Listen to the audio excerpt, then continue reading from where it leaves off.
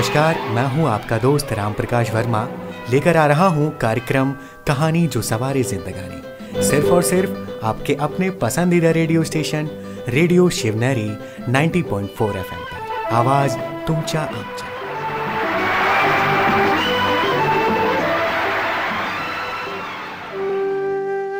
नमस्कार, आप सभी का स्वागत है कहानी जो सवारे जिंदगानी इस प्रोग्राम में। आइए एक नई कहानी सुनते हैं और आज की कहानी हमारे लिए सुनाने वाले हैं प्रज्ञा जी। प्रज्ञा जी, बहुत बहुत स्वागत है आपका।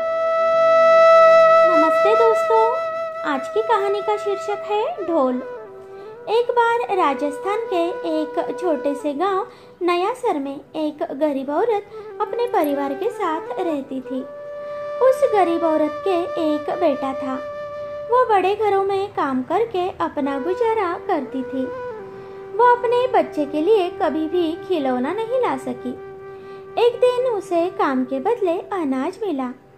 वह अनाज को हाट में बेचने के लिए निकली और जाते समय उसने अपने बेटे से पूछा, बोल बेटे, तेरे लिए मैं हाट से क्या लेकर आऊं?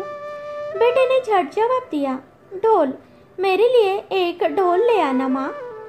माँ जानती थी उसके पास कभी इतने पैसे नहीं होंगे कि वह अपने बेटे के लिए ढोल खरीद सके। वह हाट गई, वहाँ अनाज बेचा और उन पैसों से कुछ बेसन और नमक खरीदा। उसे दुख था कि वह बेटे के लिए कुछ भी नहीं ला पाई। वापस आते हुए रास्ते में उसे लकड़ी का एक बड़ा प्यारा सा टुकड़ा मिला। उसने उसे उठा लिया और आकर अपने बेटे को दे दिया। बेटे की तो समझ में कुछ भी नहीं आया कि वह उसका करे क्या। एक दिन खेलने के लिए वह उसको लेकर गया और एक बुढ़िया अम्मा चूल्हे में उपले अर्थात गोबर से बने हुए टुकड़े जलाने की कोशिश कर रही थी, पर सीले उपलों ने आग ही नहीं पकड़ी। चारों तरफ धुआं ही धुआं हो गया। धुएं से अम्मा की आंखों में पानी आ गया। लड़का रुका और पूछा, अम्मा रो क्यों रही है? बूढ़ी अम्मा ने कहा, चूल्हा नहीं जल रहा है बच्चा। चूल्हा नहीं जलेगा तो रोटी कैसे बनेगी? लड़के ने कहा, अम्मा मेरे पास लकड़ी का एक टुकड़ा है, चाहो तो उससे आग जला लो। अम्मा तो बहुत खुश हो गई। उसने चूल्हा जलाया, रोटी बनाई और एक रोटी लड़के को दे दी। रोटी लेकर वह चल पड़ा। चलते चलते उसे एक कुम्हारिन मिली। उसका बच्चा मिट्टी में लौटते हुए जोर जोर से रो रहा था। लड़का रुका और पूछा कि वह क्यों रो रहा है। कुम्हारिन ने कहा कि वह तो बेचारा भूखा है और घर में तो खाने के लिए कुछ भी नहीं है। लड़के ने अपनी रोटी बच्चे को दे दी। बच्चा चुप हो गया और जल्दी जल्दी रोटी खाने लगा। कुम्हारिन ने उसका बहुत आभार माना और उसे एक बड़ा सा घड़ा दे दिया। वह आगे बढ़ा। चलते चलते वह नदी पर पहुंचा। वहां उसने धोबी और धोबिन को झगड़ते हुए देखा।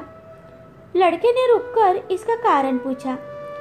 धोबिन ने कहा, बच्चा चिल्लाऊं नहीं तो क्या करूं? इसने शराब के नशे में घड़ा ही फोड़ दिया। अब मैं कपड़े किस में उबालूं? लड़के ने कहा, झगड़ा मत करो, मेरा घड़ा ले लो।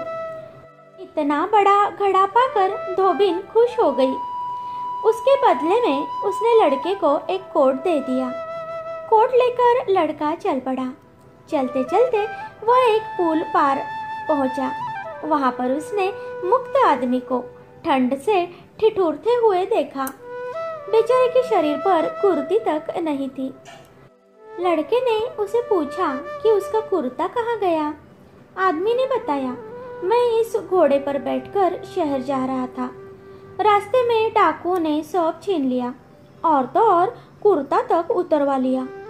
लड़के ने कहा, चिंता मत करो, लो यह कोट पहन लो। आदमी ने कोट लेते हुए कहा, तुम बहुत ही भले हो, मैं तुम्हें यह घोड़ा भेंट करता हूँ। लड़के ने घोड़ा ले लिया। आगे थोड़ा जाकर उसने एक बारात को देखा, लेकिन दूल्हा बाराती गाने बजाने वाले सब मुंह लटकाए पेड़ के नीचे बैठे थे। लड़के ने पूछा कि वे उदास क्यों हैं?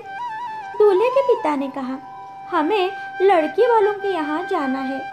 पर दूल्हे के लिए घोड़ा ही नहीं है। जो घोड़ा लेने गया वो अभी तक लौटा नहीं। दूल्हा पैदल तो चलने से रहा, पहले ही बहुत देरी हो चुकी है, कहीं विवाह का मुहूर्त निकल न जाए। लड़के ने उन्हें अपना घोड़ा दे दिया। सबके बाँछे खिल गए। दूल्हे ने लड़के से पूछा, तुमने मेरी बड़ी मदद की है, बोलो हम तुम्हारे लिए क्या कर सकते हैं। लड़के ने कहा, आप अगर कुछ देना ही चाहते हो तो यह ढोल दिला दो। दूल्हे ने ढोल बजाने वाले से उसे ढोल दिला दिया। लड़का भागा भागा घर पहुंचा और ढोल बजाते हुए माँ को पूरी कहानी सुनाने लगा। उसकी दी हुई लकड़ी से उसने ढोल कैसे प्राप्त किया। लड़का ढोल पाकर बहुत ही खुश हो गया और माँ भगवान का धन्यवाद करने लगी। तो दोस्तों, इस कहानी से क्या शिक्षा मिलती है? निस्वार्थ त्याग और सत्कर्म घूम फिर कर फिर हमारे ही सामने आते हैं। उनका लाभ हमें ही मिलता है, इसलिए अच्छे कर्म करते रहिए। भगवान हमारा हमेशा ही भला करेंगे। अच्छा, नमस्ते। रंजना जी, बहुत बहुत धन्यवाद, शुक्रिया। बहुत ही प्यारा सा आपने कहानी सुनाया ढोल इस टाइटल पर। और निश्चित तौर पे हमारे कर्म हमें वापस मिलते हैं, लेकिन इसका गहराई से अनुसंधान करने की ज़रूरत होती है। कई बार हम इस चीज़ को भूल जाते हैं, इस वजह से बड़ी मुश्किलें हमारे जीवन में आती हैं। अगर हम ये सोच लें कि जो हम करते हैं वो रिटर्न होकर हमें मिलेगा और इसके ऊपर हम अगर अटल रहे तो निश्चित तौर पे हमसे कोई भी गलत काम नहीं होगा और हम अच्छी तरह से अपने जीवन को मैनेज कर सकते हैं या जी सकते हैं या दूसरों के लिए उदाहरण बन सकते हैं। तो चलिए दोस्तों, आज के इस कहानी जो सवारे जिंदगानी इस सफ़र में इतना ही। फिर मिलते हैं एक नई कहानी के लिए। तब तक आप बने रहिए हमारे साथ। आप सुन रहे हैं रेडियो शिवनेरी 90.4 FM, आवाज़ तुमचा आवाज़।